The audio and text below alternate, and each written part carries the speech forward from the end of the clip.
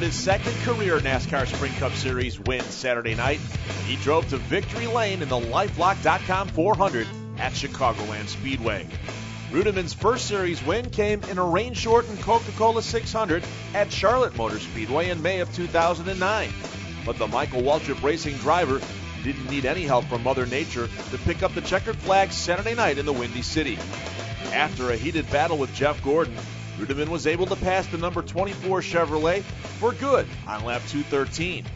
Reutimann then led up until his final pit stop on lap 231 and then regained the top spot on lap 236 to go on to take the win by .727 seconds over Carl Edwards. Oh man, it feels great. I'm glad that part's over with for sure. It had a really good car from the time we unloaded to now. I mean, the worst, we got really free that last run, and the 9 and 9 started gaining on us pretty bad. So we just kept pedaling away there, and thankfully he just didn't have enough time to get to us. So excellent effort by everybody. Rodney made some great calls. Our team engineer Dax Garinger and those guys, they really just gave me a good car all weekend, and thank Tums for coming on board, and more importantly, I think Toyota and Toyota Racing Development, we've been beating up on those guys pretty bad this year, and they hunkered down and gave us some really good horsepower here and good field mileage and everything that we need to win races. So my hat's off to them. They did a tremendous job.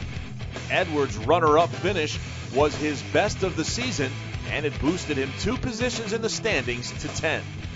It's second, you know what I mean? It's like, it's okay, but it's not winning. But the good thing is that we had the fastest car at the end of the race. And if you have the fastest car at the end of the race, every week you'll win plenty of races. So if we could just do this, we can just do this more often. This is we will have turned the page, and we've got a lot of good things to look forward to. So hopefully we can go back, look at what we did tonight, and apply it for the races to come. But man, he just kept getting bigger, in the windshield, bigger and bigger, and I just didn't have enough laps. I was trying so hard to catch him, but I want to say a special congratulations to David. He is a class act, a really great guy. Jeff Gordon led 47 laps and finished third for his 5th consecutive top 5 finish. He now trails series point leader Kevin Harvick, who suffered a fuel pump problem on Saturday night, by 103 points in the standings. Yeah, no, at times I thought we were really strong.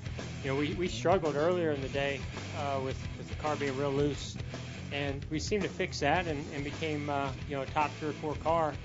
And we were able to chase Jamie down that one time when he was leading and stay with him and get by him, actually. And I was pretty optimistic, but I noticed in my mirror the 00 was following me right through there and gaining on us. So I knew he was going to be the car to beat, and he proved it, those last 100 laps for sure. Clint Boyer moved back into the chase field with a 4th place run. Pole sitter Jamie McMurray led 72 laps and finished 5th. And Casey Kane recorded his 4th top 10 in the last 5 races by rounding out the top 6. Jeff Burton moved up to 7th in the standings with a 7th place finish. Denny Hamlin's 8th place run was his first top 10 since winning at Michigan last month 4 races ago. Tony Stewart finished 9th for his 8th top 10 at Chicago, and Paul Menard scored his 3rd top 10 of the season, coming home 10th. Martin Truex Jr. and David Reagan rounded out the top 12. For Reagan, it was his best finish since Talladega back in April. Jimmy Johnson had a strong car in the early going and had the Lowe's Chevrolet in front of the field for the first 92 laps of the race. But Johnson spun racing closely with Martin Truex Jr. out of turn 2 and slid through the backstretch infield grass. He was able to return and move back into the top 20 before cutting a tire, slapping the wall on lap 169. Johnson's night ended with a 25th place finish. The biggest incident of the night came on lap 180 when Bill Elliott spun in turn 2 and Robbie Gordon slammed hard into the side of the disabled Wood Brothers Ford. Both drivers were uninjured in the crash that severely damaged both cars. Be sure to check back with MotorRacingNetwork.com for the latest from Chicagoland, and stay with us over the next 2 weeks as we count down to the Brickyard 400 at Indianapolis Motor Speedway on Sunday, July 25th.